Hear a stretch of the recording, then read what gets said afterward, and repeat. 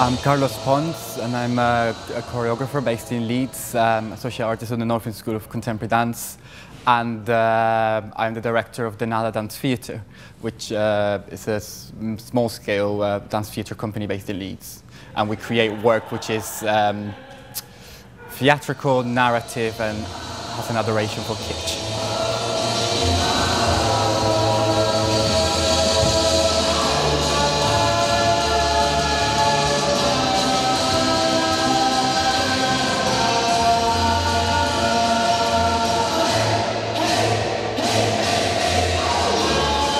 Young Man is a tale of ham and passion, which is partly inspired by Roland Petit's ballet Jeune Homme and Mort, which is The Young Man and Death, which is a story about a young man, a young artist who lives in Paris, and this woman in yellow torments him until he commits suicide.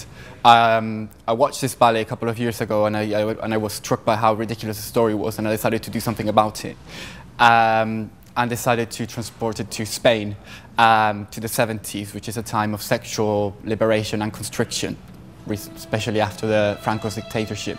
So I've made the two characters male, but they're performed by women.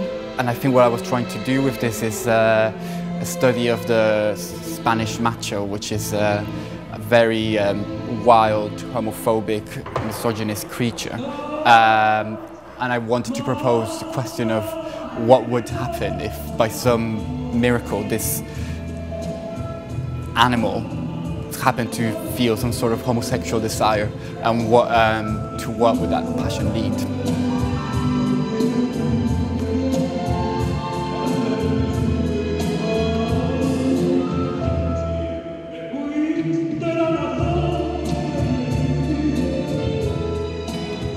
I think it was not that difficult for me. I think all of us have like a bit of a masculine side and a feminine side, and of course coming from Spain and also living also with some Spanish machos, it was quite easy. Quite easy to be like. We were at home looking at the machos we have at home and being like copying watching how they smoke, how they do things. So it's been quite funny because it's something you always laugh about, like the way they move, the way, so it was in a way quite funny. Casting women in these roles just really emphasizes the fact that gender is in fact a construct, and these women are performing the role of men, and actually many times during performances have been mistaken for men.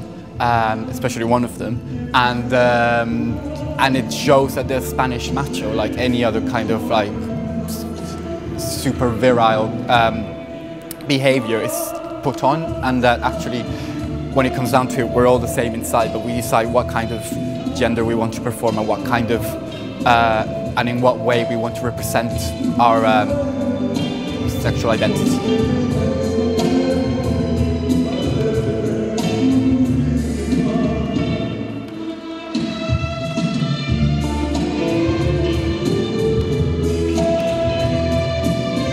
I remember once they said, I saw you were a man, and I was like, oh really? With my boobs, really?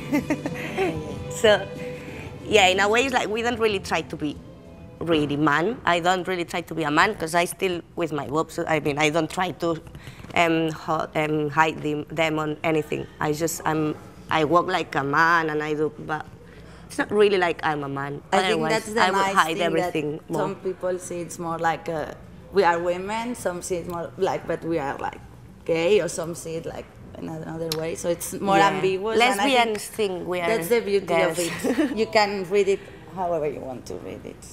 I think they also, the passion and the exaggeration of this male behavior, I think for British audiences, it shows them what the macho is, and they think, oh, it's a bit exaggerated, but they're trying to get that point through. But actually in Spain, you do find men who are so like over-the-top masculine, and who, especially when in groups, just try to outdo each other in terms of virility. So I think that's kind of what I've tried to put on stage.